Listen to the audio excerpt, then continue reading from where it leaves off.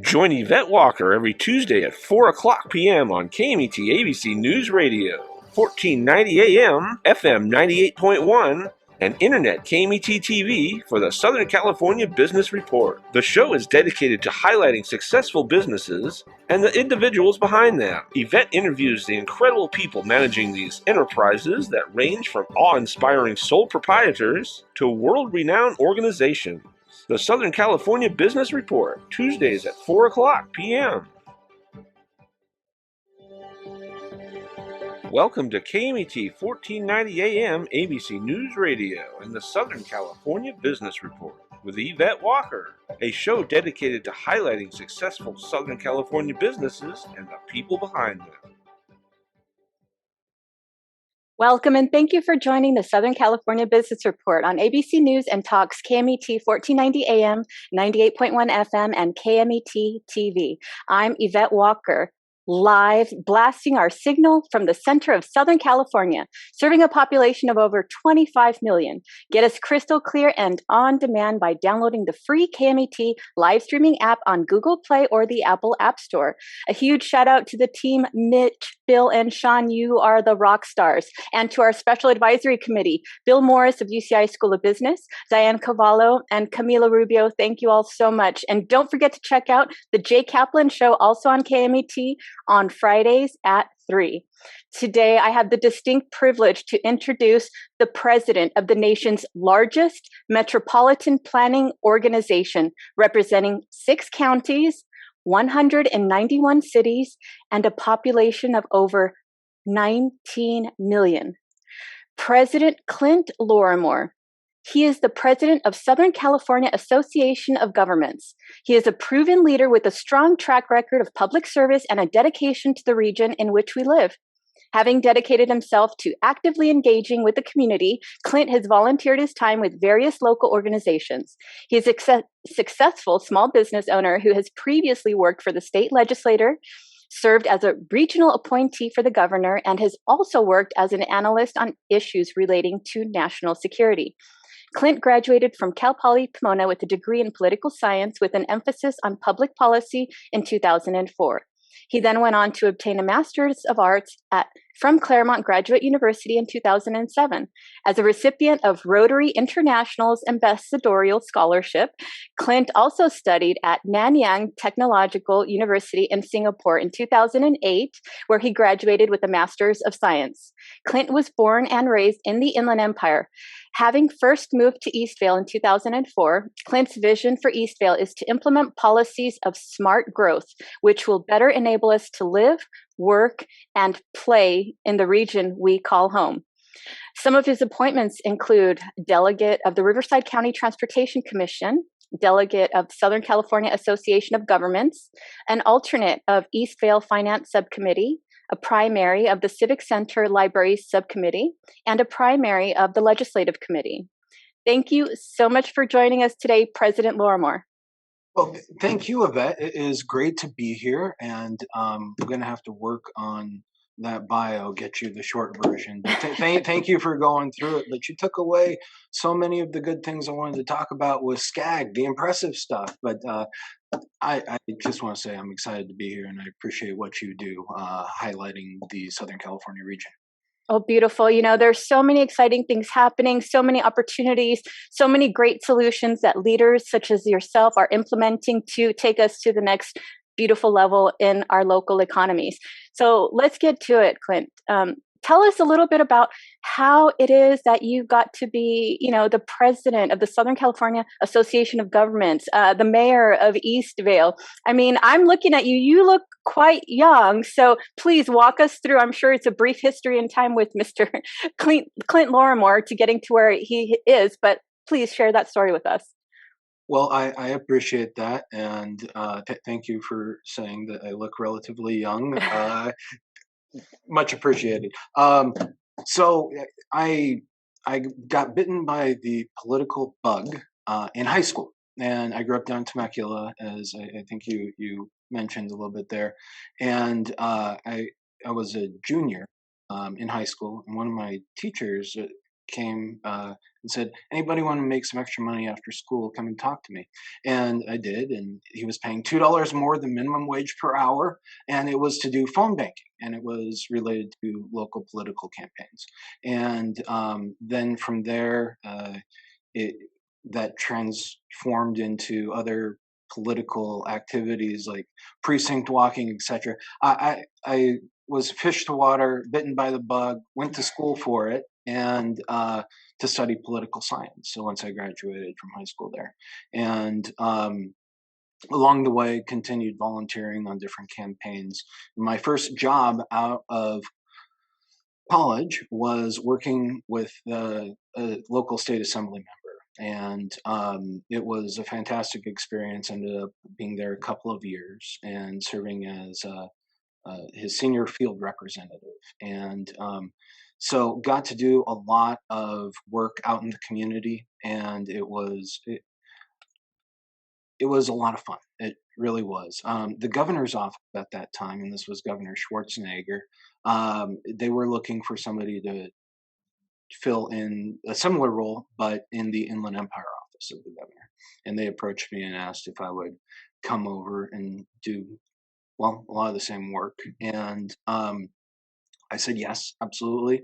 So served as the Inland Empire Deputy District Director for the Schwarzenegger, for Governor Schwarzenegger, and that covered both San Bernardino, Riverside. While I was doing this, though, there was a lot of interaction with community groups, specifically Rotary, where I spent a lot of time going to different Rotary clubs, talking about what the governor was doing, what the assembly member was doing, saying, well, just keeping people up to date on what was going on in the state legislature. And long story short, Rotary approached me one day, actually several Rotary clubs, and said, hey, we really like what you're doing. We really like you. We have this opportunity.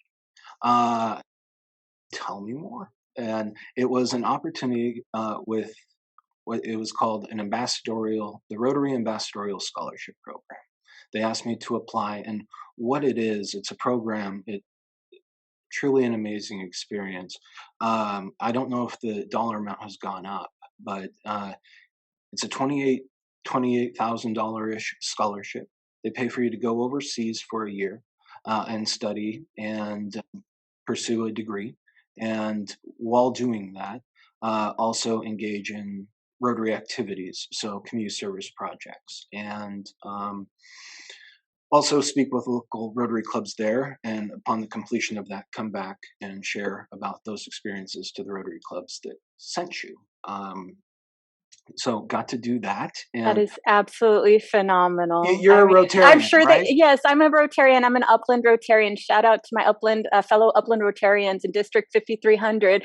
But that is just absolutely phenomenal. I'm sure they had to twist your arm to take that opportunity.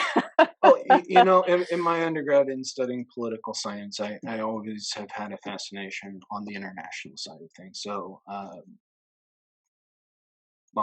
we're working on, I pursued degrees with international relations emphasis, public policy emphasis. But when they said, hey, here's an opportunity to go overseas, I said, oh, well, send me up. So went through the interview process, everything. Then they said, once I got through that process, they said, pick 5 places in the world that would be of interest to you, and we'll pick the one that works best for us. And where they ended up sending me was Singapore. And truly an amazing experience. It was supposed to be just for about a year, but ended up working there for several years after. So a period of 4 years in Southeast Asia. And came back. And we can talk about that more if you like, but we're here to talk about Southern California. Yes. Came back, got involved in politics again, looked around, came back to Eastvale, of course, looked around and saw a need and threw my hat in to run for office. This was successful. This is my second term and also my second time as mayor this year. And it has been just so rewarding being able to serve this community and help this community grow. And we've been growing like gangbusters. but as part of the opportunity to serve on the city council, in relation to your question earlier about how you get involved, how I got involved in SCAG and became president, I've been involved with SCAG basically, well, from very early on. I've been on council just over 7 years now. And so I've been on SCAG almost 6.5 years. And I serve as the District 4 for SCAG as part of the regional council. And the way that this comes about, they break SCAG region, the regional council, into districts of approximately 250,000 people, or 250,000 people. And so that area here represents the communities of Eastvale, Norco, and Harupa Valley. That comprises about 250,000. And wow. All of the city council members in those cities are eligible to run in an election. And so we do. And I was able to prevail in that early on. And it has been, so all 15 council members vote for who will serve the region or that represent the district. And it has been an amazing ride. So it sounds like it. I mean, it just sounds absolutely phenomenal. And you clearly have a servant's heart just in the way you're talking about, you know, your service and the opportunities that you identified and the way you wanted to contribute, which, you know, only is a testament to why it is you've advanced as quickly as you have. And it's because you have a passion and a servant heart for this work. So thank you so much for everything that you're doing. It's really reflecting. And so let's get into SCAG. Give us a little overview of SCAG. What is it? What is it about? You know, a brief history of SCAG and what is it out here to do? Absolutely. Well, I'm going to cover some of the things that you already covered because it is amazing, the numbers. SCAG is the largest metropolitan planning organization in the United States. It covers 191 cities, 6 counties, 19.1 million people. If we were our own country, our own economy, the Southern California region here, it would be, I believe, the 15th largest in the world. And what we do at SCAG, mentioned earlier, Metropolitan Planning Organization, we plan for the future, plan for future growth, plan for facilitating economic growth in our region. So some of that, what we're talking about transportation, we're talking about housing, we're talking about greenhouse gas emission reductions in order to make Southern California a better place to live. We are federally mandated as well as mandated through the state, this planning body. So anything that we put together a plan every 4 years called the RTP SCS, Regional Transportation Plan Sustainable Community Strategies, also known as Connect SoCal. And the most recent one of these that we did was in 2020. And the 2020 plan identified $638 billion in needed transportation improvements in our region. Wow. And so, because we're growing like gangbusters, and it is an exciting time. It is. We anticipate over the next 25-year period that we will have 30% growth in population. Oh my. Yeah. That is a tremendous jump in a very short amount of time. It sounds like a long time, but really what are the real numbers? What are standard numbers looking like for the same periods of time? Can you give us, you know, a baseline average of, you know, because 30%, that is almost, you know. Yeah. You know, I should know this number off the top of my head historically, but I don't have that in front of me. But I do know that we are actively working on planning for the future. And so this plan, the RTP, is Connect SoCal. We're actually gearing up for our next round, which is going to take place in 2024. And so it is amazing the detail that goes into these reports. And everything from bus trips to cars, miles traveled to we're looking at airplane travel too. And of course, logistics. Southern California is forefront of this. It's the entry point to the United States of goods. Ports of Long Beach, Port Hueneme,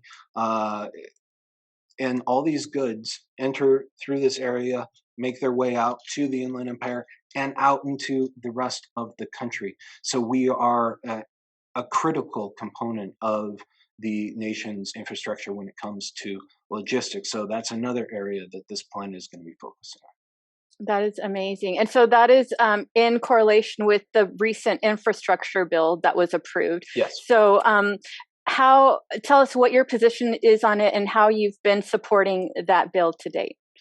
Well, SCAG, we have this Southern California region. We have a tremendous need, as was already mentioned. The $638 billion needed investment over the next 25 years, and that's just on the transportation side. This $1.2 billion, we absolutely have been advocating for it because it is things that we need. Our residents in this region, even though we may live in Riverside County or live in San Bernardino County, we have residents that are commuting out into LA and Orange County for work. And so what we need to do is be able to help facilitate and accommodate this population growth that we're having. And we are seeing shifts even within the region. The Inland Empire is growing by leaps and bounds, and it looks like it will continue to do so. What we need, of course, to do also here is make sure that our jobs are where people are living. And right now, the Inland Empire, for instance, continues to really, in essence, export its residents to the coastal communities for work, for jobs. And on average, the average Californian spends over 100 hours a year stuck in traffic. Oh, that's awful. Yes, absolutely. I've been there, done that. I know. I call that having done my time. It's not, the commuting is not fun. No, it's really, I mean, the city of Eastvale, we continue to grow our infrastructure, our businesses, attract new businesses. And we have some job centers here, but many of our residents continue to commute, as was mentioned earlier, into LA, Orange County, and San Bernardino County. And so we are an interconnected region. But I know for a fact we have people spending 3 hours a day in traffic, round trip, Right. No problem. And there are some, you've heard of it in the news, with these super commuters traveling even further. So we're working on this. And the way that we're working on this is planning for an investment in infrastructure, and the 1.2 million, that is something that we at SCAG advocated for with the federal government, and it is something that we need for our region. So do we know, or do you have any indicator or a sense of how much of the infrastructure investment we can, attract or actually get in Southern California? Well, I want to say it's all coming here. Because yes. Okay. We're going to put it out there. It's all coming. I like it. Yes. No, we don't have information on that yet, but I can tell you we are advocating strongly for this region because we have a need. And again, Metropolitan Planning Organization, planning being the key word, we need a plan for this future. And we are actively engaging in advocacy in order to bring those dollars here home so that we can make life that much better. I love it. And the fact that you have so much data, such complex analysis, and a very keen eye on those matrices that can identify exactly where those needs are to justify those funds. And that is exactly what you do. And when you talk about planning, that's the key, right? Planning, smart growth, I mean, that's what it boils down to, it's something else, but I love that you guys are going through the steps. And please just talk about the number of board members and the breadth of experience and, dynamics and expertise that they bring to the table, because I've, been a part of various boards, nothing like this. So it's just very exciting to me. Please, let's talk a little bit about the board.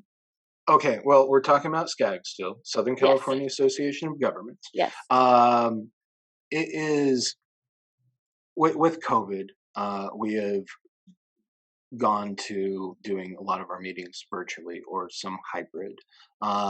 But when we are able to get together, and I'm looking forward to the time that we are coming back together as a whole, we have 86 board members. 84, 86, I believe it's 86. And it is again, as I was talking about earlier, that 250,000 population number that the region is broken down into. So from all 6 counties, we have representatives coming from these regional council seats to represent their area at SCAG to contribute what they feel is their area needs.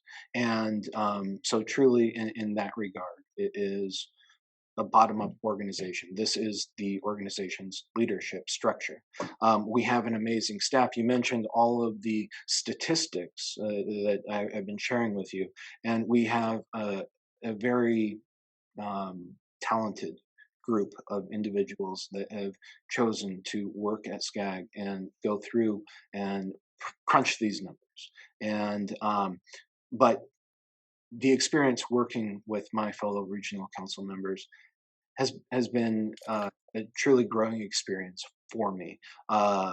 We as I can just say we have county boards of supervisors.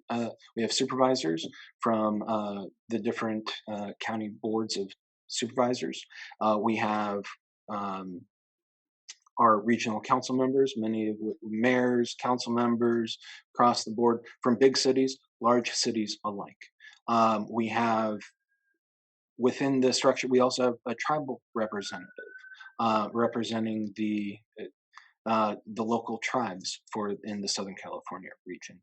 So it is a big region. It is a diverse region, but we all come together to work collaboratively to further the growth of Southern California in a positive direction. Perfect. And that is the common theme that I have been so privileged to see in my conversations with leaders such as yourself. And that is the unity part of it, right? Working in the same direction, working towards the same goal. We're all diverse. We all come from very different backgrounds, thinking perspectives and everything else. But the bottom line is when you are all able to come together for a common goal to move forward, especially in this case, planning and the economic future for our region, it doesn't get better than this. So if we could shift now to the economy, I know SCAG recently hosted its annual economic summit, which included forecast from some of the region's top economics. We can touch on it because we're going to be hitting a break. But, just to start, what can we expect for 2022? I am an optimist, and the numbers that our economists came up with,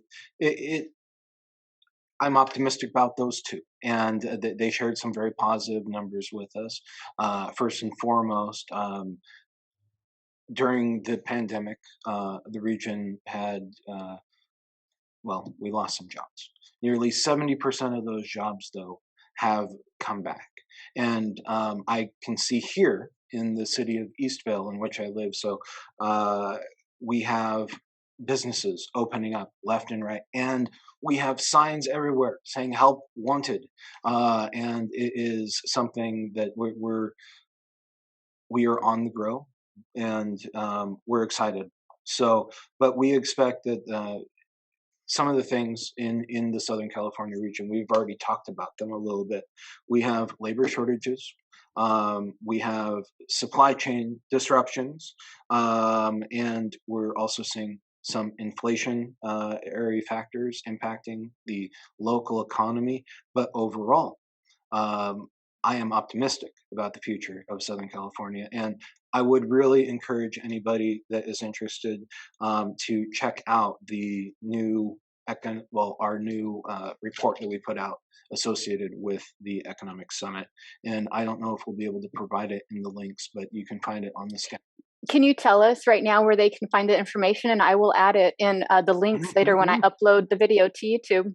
I am getting out over my skis. I don't have that right in front of me. But if you go to the SCAG website, I guarantee you, Okay. if you look for the 2022 Economic Summit, you will find the report there. Okay. But we'll see if we can get something. If I can get a specific address for you. Beautiful. So just go on to Google and search SCAG, SCAG, or Southern California Association of Governments. Look up their annual report and see all of the great news, and also get familiar with what it is that you do. And when you talk about planning, I mean, that's what it comes down to, right? Planning, and to have such a remarkable organization led by someone with a servant heart like yourself, I am extremely optimistic as well. So thank you so much. For those listening, I'm Yvette Walker on Southern California Business Report on ABC News and Talks KMET 1490 AM, 98.1 FM, and KMET TV, talking to President Clint Lorimore. He is the president of the nation's largest metropolitan planning organization, the Southern California Association of Governments, representing 6 counties, 191 cities, and a population of more than 19 million, talking about the incredible opportunities that exist in our regional economy when we return.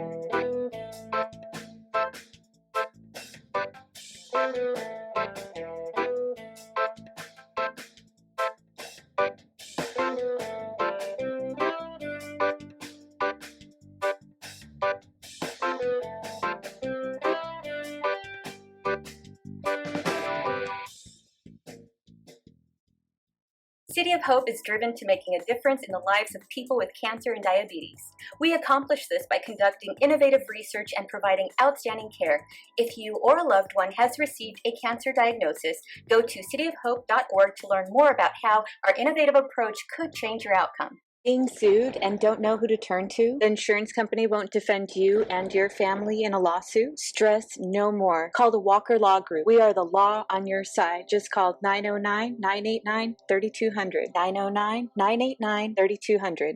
Every 2 seconds, someone needs a blood transfusion. Be on the giving side. Livestream Blood Bank supports patients in 80 Southern California hospitals. Call 1-800-TRY-GIVING for more information and to set an appointment. Ontario International Airport is on to a better way to fly with over 65 daily nonstop flights to more than 20 major destinations and the easiest airport experience in Southern California. Visit flyonto.com/Ontario to learn more about Ontario International Airport today. The University of La Verne is rated first in California for alumni satisfaction. Learn more about accelerated programs offered online and on campus in La Verne, Irvine, Ontario, Burbank, or College of the Canyons. Visit go.laverne.edu. The University of La Verne. go.laverne.edu.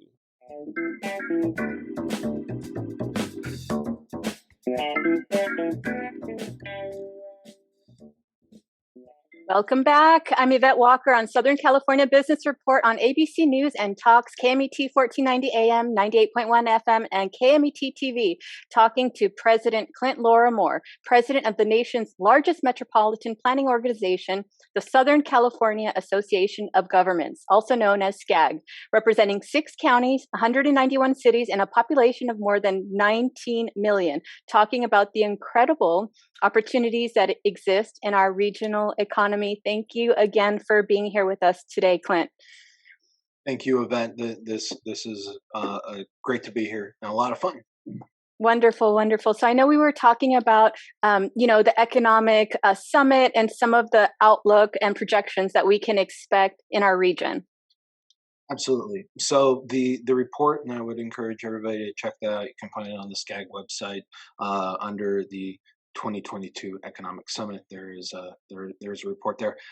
I'm biased being president this year, but I'm going to say it's probably the best one that we've put together to date in terms of the information there. Right. But again, I am optimistic about the future of the Southern California region. All of the indicators of 2021 there that we are seeing show that we are on the right track over the next 2022-23.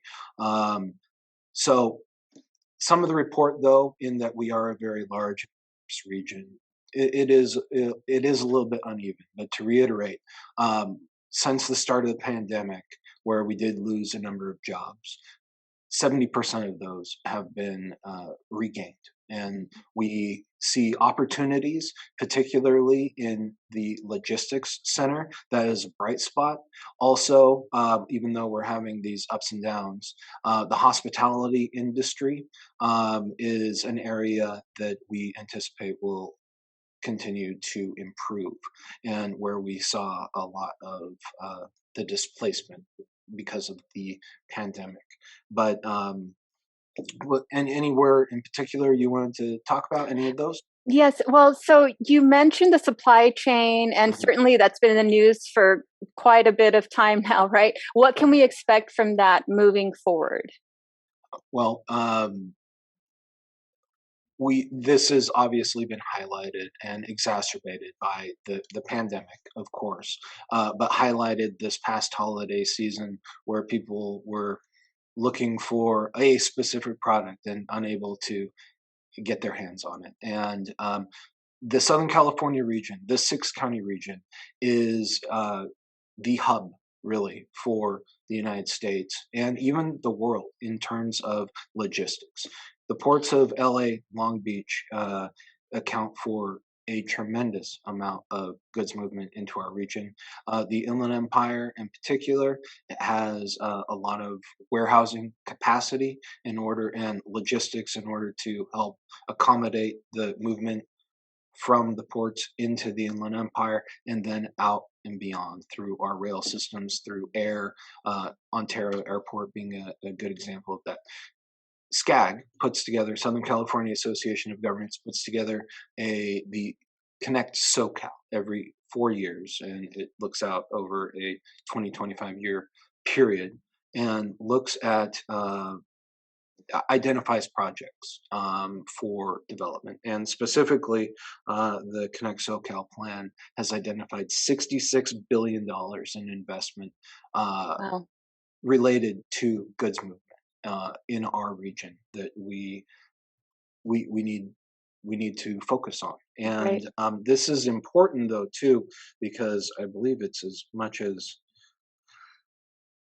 1/3 of our economy here in Southern Oh, California my. is related to the goods movement. That is a very, very big part of our economy. And Mhm. so, what are you seeing? What adjustments are you seeing across the various sectors? Are you seeing an increase in manufacturing, or businesses setting up to manufacture in light of some of the supply chain issues? What are you seeing on the ground as a result? And aside from maybe a few empty shelves and uh, less knickknacks under the tree, what are some of the bright spots that you're seeing as a result of this? Well, I am absolutely an advocate for having manufacturing here in the United States, here locally. Uh, but what we're talking about right now, in terms of this logistics infrastructure, it's global. It's global in scale, and what we saw, and there were a number of factors associated with it during this last holiday season. We want to work towards solving. So we're going to be going out as SCAG to the ports of LA, Long Beach, Port Hueneme. We're going to be highlighting what's going on over here in Ontario, as well as making our way out to Calexico, the inland port. So all of this, it is part of a system. We are going to be highlighting the need for continued investment in this, and so that we can remain competitive as a region, as a country, because we are integral. Our little area here, not so little, 19.1 million people, Right. is integral to the nation's infrastructure on logistics as well as the world's. Right.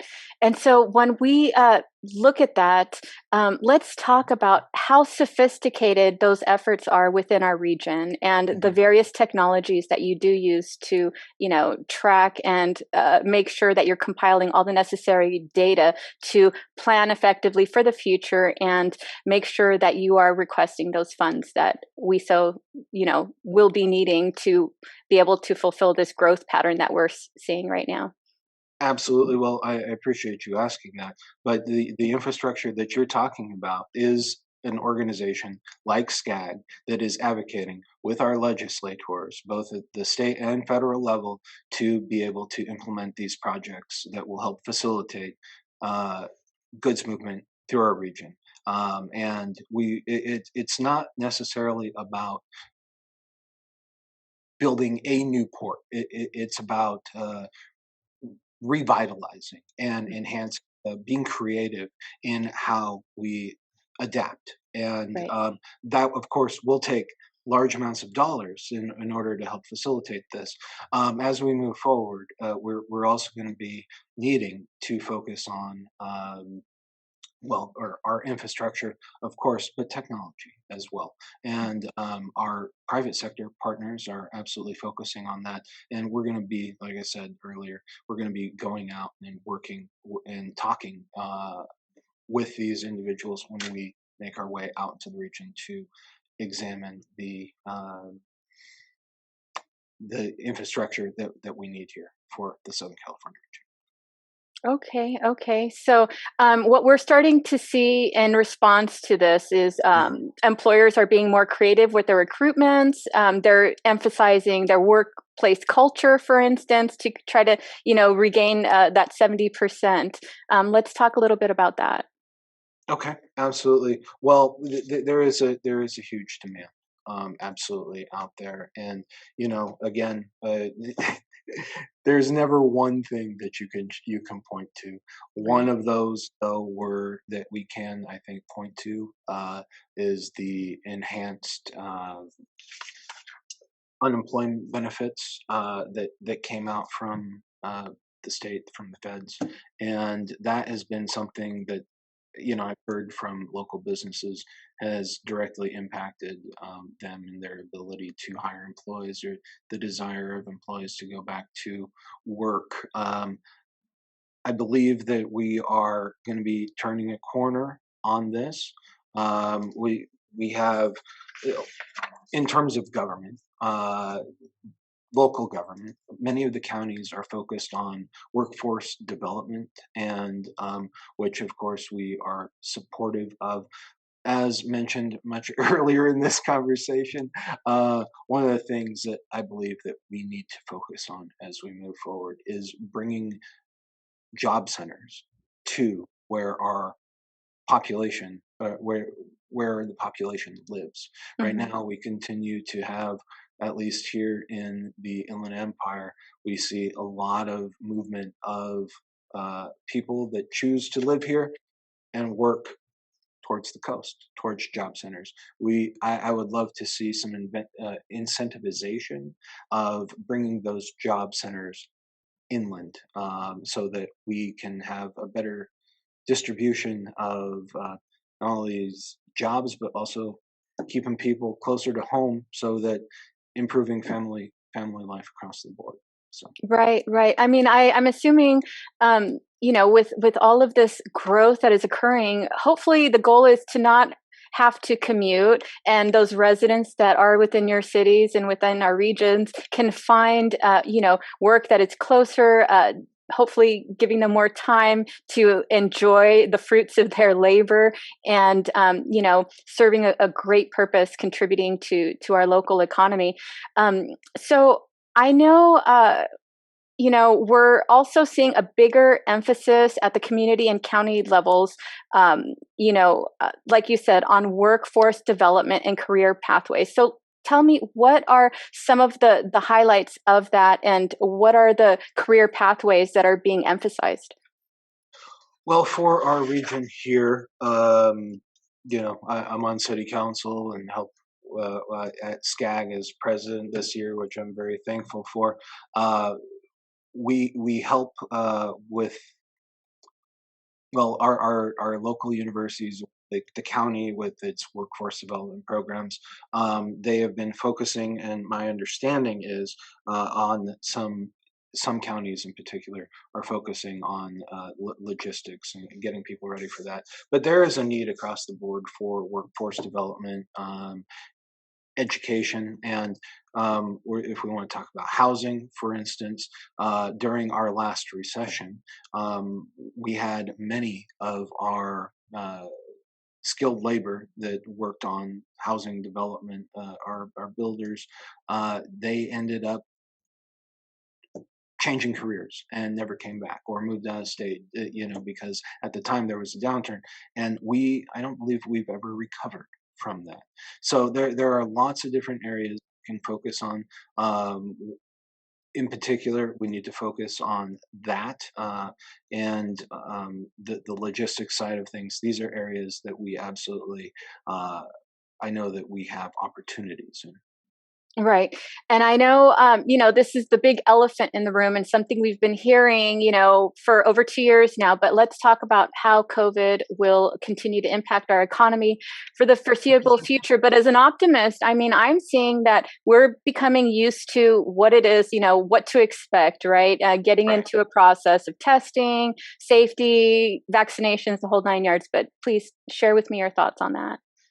Well, these are my thoughts. I'll preface that up front, even though I'm wearing my SCAG president hat. But Yes. when talking about COVID, the city of Eastvale, we never closed. We closed for 24 hours when COVID first started. And we have been, during this last year, we chose to focus on economic development and moving forward. And as a result, we saw, at least in terms of restaurants, we saw over 14 new restaurants open in our city of Oh, 70. wow. And and the new businesses that are coming, it is exciting. We have a new hotel that's coming. We just opened Dutch Brothers down the street, and we have lines down the block, and it's great coffee. You should come check it out. I will. We have new restaurants. We have a new Dot and Dough. We have Capriotti sandwich. If you haven't had it before, Oh, it is wow. amazing. Particularly the hot Bobby. You got to try that. But Oh, You're we making me we are. hungry. It's almost we, dinner time, right? I know, I know. Oh my goodness. Anyway, I'm super excited about all these new businesses that we have coming here to town. But going back to your question about COVID, I agree. COVID is here. It is something that we need to learn to adapt to live with. Um, I have full faith, and I'm again an optimist. I have full faith that we're gonna figure out a way to. Well, we need to how Right. to cope with it, deal with it. Life needs to move forward, needs to move ahead, and we need to continue to live our lives. And Absolutely. so, and that is exactly what we're doing here in Eastvale. And I am excited about all the growth that we have happening here, and that we're going to continue to have happen here. Another real, and I'm going down a rabbit hole a little bit, but this in the not too distant future, we've been talking about it for years, but we have a place here in town, 165 acres, undeveloped dairy land in the heart of town. It's called the Leal property. Wow. And big news coming soon. We're going to be seeing new downtown right across the street, and it's just exciting times ahead. Oh my goodness. And so we're going to have you back on so that you Okay, can talk all about right, this very cool. tremendous project, because you have it unlocked, right? When you're talking about COVID, to say that you had businesses opening, restaurants even opening during COVID, that to me tells me that the leadership has it unlocked. You have it unlocked. You are guiding our residents through what was a very, very scary time, but with confidence and optimism and support. And now they can thrive and they can build and establish their business and grow in your beautiful city of Eastvale. That is No, just tremendous. well, when I first ran for council in 2014, I had residents that I went and knocked on doors, asked people what the city was doing well, what we could improve upon, what they would like to see. And the number one answer always was, we are tired of getting on the road to go spend our money elsewhere, outside of the city. We want to spend it in town. Right. And we're doing that. We're providing that opportunity for people to be able to to live, work, and play here at home. And during COVID, talking about COVID, this past year, as crazy as this sounds, we did the best we've ever done in terms of our tax revenues, local sales tax revenues, and as a direct result of having those opportunities, options here available in town for our residents, but two, going back to what we were talking about before, with having our residents commute outside of the city to go to work in different counties. Now they're staying home, spending money here at home, and as a result, we are able to utilize these tax revenues to provide greater services for our residents. So it's an exciting time. We have so much momentum right now, and if you can't tell, I'm giddy about this. Well, that's what I like to see. I love to see my guests become giddy about the amazing work that they're doing, because really at the end of the day, it's leadership, it's a servant heart that is able to really implement policies and programs that are going to benefit the people that you were elected to serve. And that is the difference between, an elected official and a leader, I would say. And you definitely have those leadership skills. And it's very apparent in Eastvale, which I should say is just a beautiful city. Tell us a little bit more about Eastvale, where it's positioned, some of the dynamics, just brag about Eastvale for a little bit. How much time do you have? Because I'm going to keep going on this one. Go for it. I'll let you know. I'll go like this when it's time, but have at it. Okay. Well, Southern Eastvale, for those of you that don't know, is one of the newest cities in California. I believe we're the second newest city in California. And we are 11 years young, and we have grown like gangbusters. Not when I first moved here in 2004, purchased my home here. Behind my house was an active dairy, and I would wake up in the morning to cows mooing. no roosters, just cows. And I had I had friends that would come over and they go, "What are you doing? Like, and why did you choose to live here?" And because the flies, the smell, and I told them, "You just take a smell. Give it a minute. Bring that." Take a whiff. Do you smell that? And they go, "Yeah." And they weren't too happy. I said, "That's the smell of equity, my friends. That's what that is." And it's been right. true. It's been true. And I don't believe that we have cows in the city of Eastvale. We have grown. You can count on one hand how many vacant pieces of property that we have left in this city. We have less than 10% of available land for development. We are located at the front door, the epicenter of goods movement, of growth in the Southern California region. We are at the 15, 60, 91 interchanges, and so off the 15 freeway, off the 60, and we are geographically blessed in terms of this location, and in that it invites.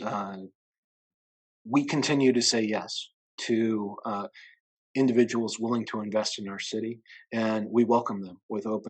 So we figure out a way to get to yes. And that is why we continue to have the growth that we have had here to date. So I could keep going, but we have, and I'm going to keep going. We have an amazing population of 70,000 people. We are an extremely diverse community. We are a majority minority community. 40% of our population is Hispanic, 27% Asian. I believe it is 12. They just came out with new numbers. I believe it's about 12% Black, and the remainder Caucasian. And it is because this city was built pretty much all at the same time or relatively close to each other, there are no specific pockets of this is where one ethnic group lives. And as a result, it is wonderful in that we have a truly diverse community. You walk out your door, it's the United Nations outside. We have and I love it. And as do the residents of Eastvale. And we have, even though we're 70,000 people, we have that small town feel still. And it's something that you have to just come and experience. Our community picnic in the park. We have our concerts in the parks. We recently had an Eastvale over the summer. We had Eastvale with food trucks coming in. I love it. And we had our Miracle on Citrus Street, our first annual one this year. Over 6,000 of our residents came out to it. Wow. And there were food trucks there. We had rides, we had snow, we had Santa Claus, we had live reindeer. So put it on your calendar for next year. Yes, I'm going to have to. I haven't seen reindeer in the snow ever. So yes, that is definitely going to have to be added to my bucket list for sure. So thank you so much, President Lorimore, for joining us, for sharing all of this incredible information, and for your hard work and determination. Thank you so much. Thank you to you. Thank you to all of your brilliant colleagues. Thank you, thank you, thank you. So everyone who's listening, look for us on Facebook, YouTube, LinkedIn, and Instagram. Check us out on scbrtalk.com. And don't forget to download the free live streaming app on Google Play or the Apple App Store. And don't miss my interview with Aquanetta Warren. She was elected as mayor in December of 2010 and overwhelmingly reelected in 2014 and 2018. Aquanetta Warren is serving her third term as the mayor of the city of Fontana. Mayor Warren focuses her administrations on bolstering economic development, creating educational opportunities, and advocating for a healthier community. During her 8 years as a councilwoman and now third term as mayor, Warren has spearheaded significant economic growth and has played a critical role in positioning Fontana as a supply chain hub that provides critical goods throughout the world. Mayor Warren emphasizes that Fontana is open for business and works directly with the Fontana Chamber of Commerce to support the needs of the business community, ensuring that every child in Fontana receives the highest level of education and career readiness. Warren formed the Mayor's Education Coalition, a network of schools, businesses, and local leaders committed to preparing students for job and career opportunities after graduation. Realizing that a strong economy requires a healthy community, Mayor Warren founded the award-winning and model program across the nation, Healthy Fontana. Stemming from Healthy Fontana is the Fontana Walks program, in what began as a challenge to the community to cumulatively walk 2 billion steps in 2017 has turned into a monthly walks with nearly 9 billion steps to date.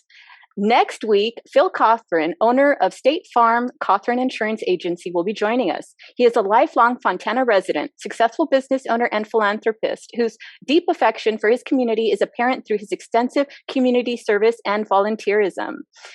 He is beyond what defines Phil Cothran and his business acumen is his extensive philanthropy and community service. He is a Fontana Police Department Reserve officer and has actively served the city for the past 35 years, especially during its largest public events. For more than 16 years, he sat on the City Planning Commission and held the chairmanship during that tenure. He has also actively served on the San Bernardino County Workforce Investment Board the past 25 years, working to improve access to workforce development resources for workers and businesses. Phil Cothran has donated his valuable time and expertise to other boards and commissions. So everybody listening to this, tune in next week. Don't miss it. A lot of great information to spearhead and move our economy forward. Check it out.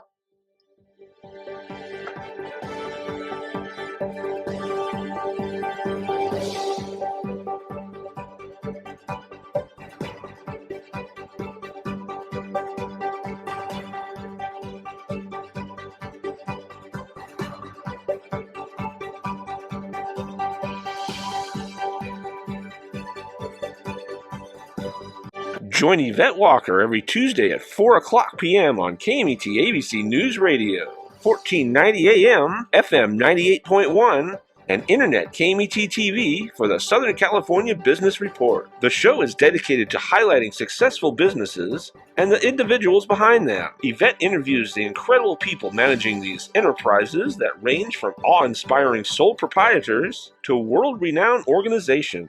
The Southern California Business Report, Tuesdays at 4 o'clock p.m.